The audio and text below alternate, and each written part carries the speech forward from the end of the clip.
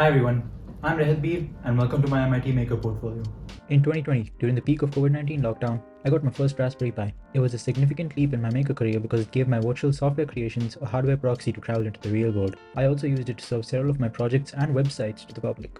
Also during this time, several news reports began popping up, warning parents not to leave their children inside cars, which could lead to injury or death. So I channeled my inner beaver and created a solution with my freshly baked Raspberry Pi. I cooked up a Python script using OpenCV and the face recognition module, which would run on my Raspberry Pi. I attached a Pi camera module to it and placed it inside a car where it would use facial recognition to recognize children and send alerts to the parent's phone over the internet through an app made with Python and the Kivy framework, which has a simple to use design language for quickly prototyping user interfaces. At the time, I hadn't seen any free and open source projects that attempted to solve this problem, so I decided to open source my project on GitHub, hoping that other makers like me would help improve my work or even develop better implementations. Once my local authorities lifted the lockdown and school was back to normal, I began to notice how much food my peers and I wasted daily in school. So, I teamed up with my classmate Mohammed Jasim to develop a mobile app called Help at MPS to solve this problem, which stands for Healthy Eating Lifestyle Program at Mayur Private School. Although we initially set out to use React Native to develop the front end, we eventually fell back to more batteries included framework called Flutter due to deployment issues. Once Flutter was good to go, we initialized Firebase in our app, allowing us to use Firestore's caching and offline support along with Google Sign-in to create a seamless experience. The app started out as a platform where students would post pictures of their meals